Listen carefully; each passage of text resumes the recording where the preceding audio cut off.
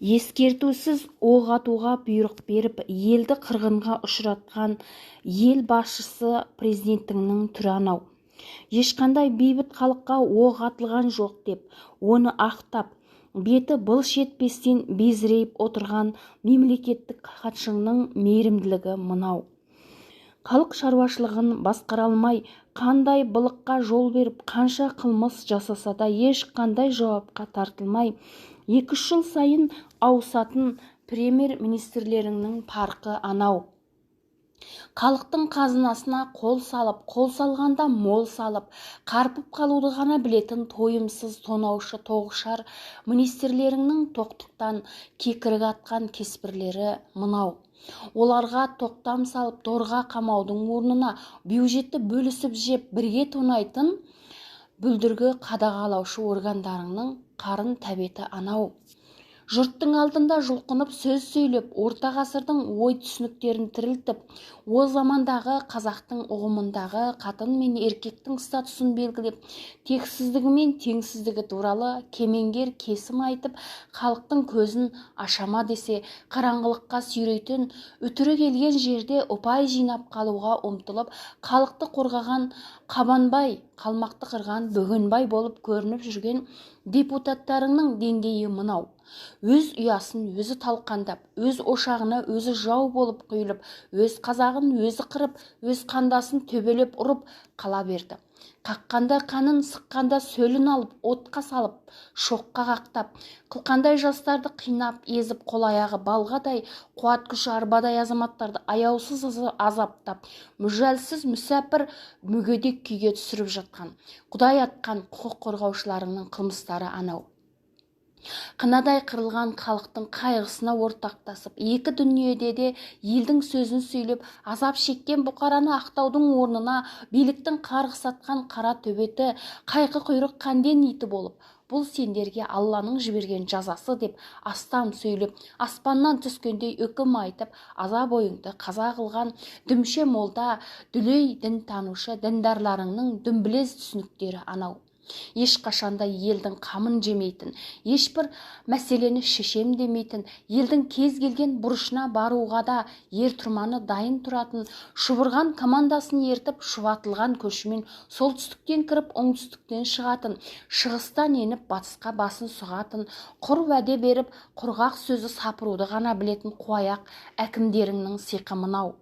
Ай жарым бұрын адамы қырылып, азаматтары абақтыда азапталып жатқан жерге айғыр топпен арнайылап барып, пьесасын қойып, премьерасын қызықтап жүрген қыртеке ақындарыңның сықпыты анау.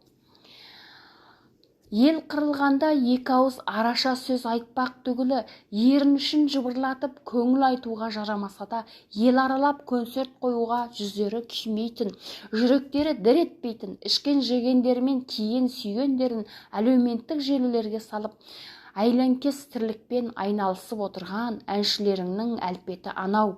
Ресей билігінің агрессорлық айуандығы мен Украина халқының отан үшін отқа түскен қаһармандық қарсылығының аражығын айыралмаған болып, аяр тілмен адастырып, өтірік аңқау, сау жынды болып, бейтарап саясат ұстанып, безбүйректік танытып отырған блогер сымақтарыңның былышылы мынау. Соңғы 30 жылда сорпаға татитын бір шындығы жоқ, өңкей ертегінің желісінде құрастырылып, өңшең өтірікке суарылған жалған хабарлары мен жәдігөй ақпараттарын жалау етумен келе жатқан, өздерінің адам алдында да, Құдай алдындағы да негізгі міндеттерін аяқ асты қылып, ақ борыштары мен абыройлы парыздарын қу қара басының амандық үшін құрбандыққа шалған жүлік журналистеріңнің жүрісі анау. Сонда сен кімге сенесің, қазақ? Ешкімге де сенбе, ешкімге де ерме, өзіңе өзің ғана сен. Халқының тағдырын саудаға салып, қарабасының қамын ғана күйттеп жүргендердің ешқайсысы да сені отқа салмаса, опа бермейді, оққа ұшырмаса, ойлағаныңа жеткізбейді. Биліктің ұшар басына ұйлығып, жиналып алған Нұр Отанның барлық мүриттері мен рейттерінің уриттері суриттерінің түгелдей көздерін құртып, сыпыра тазалап, сыртқа біреуін де шығармай, ішкен жегендерін құстырып, істеген қылмыстарына сай жазаға тартып, қасиетті асудан асар алдында ат көлігіңді, ақ бөрігіңді түгел ауыстырып, қайтадан әділ сайлау өткізіп, халықтық билікті қолға алмай, көсеген көгермейді қазақ. Отбасы, ошақ қасыңның қамынан аса алмай, 10 қой 5 ешкіңнің амандығын күйттеп, осы күніңе риза болып жүре берсең, осы бодандықтың қара қамытын киген күйі кетесің. Ал уық қадап, ұжымдастырып, уыс болып ұйымдасып, жұдырықтай жұмылып, бір жағадан бас, бір жеңнен қол шығарып, бір атаның баласындай, бір қолдың саласындай болып, білек біріктіріп, тілек тоғыстырып, біріге алсаң, сөйтіп қалада да, далада да, ең бастысы санада да өзгеріспен төңкеріс жасап, өз билігіңді өзің қолың алсаң, ата-бабаң аңсап өткен ежелгі арманың еркіндікке жетесің.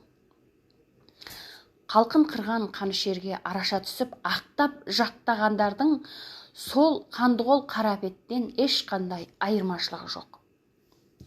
Ресейдің империалистік бағыты езілген елінің соры, шовинистердің өздеріне өздері қазған көрінің соры, Қазақстанның қарақұлдық қамыты қазыналы жерінің соры, қаһарман ерінің соры, бодан елді бостандыққа жеткізем деп еңбегі еш тұзы сор болған еркін ойлы перзенттерінің босына төгілген қаны мен терінің соры. Рахат Қосбармақ.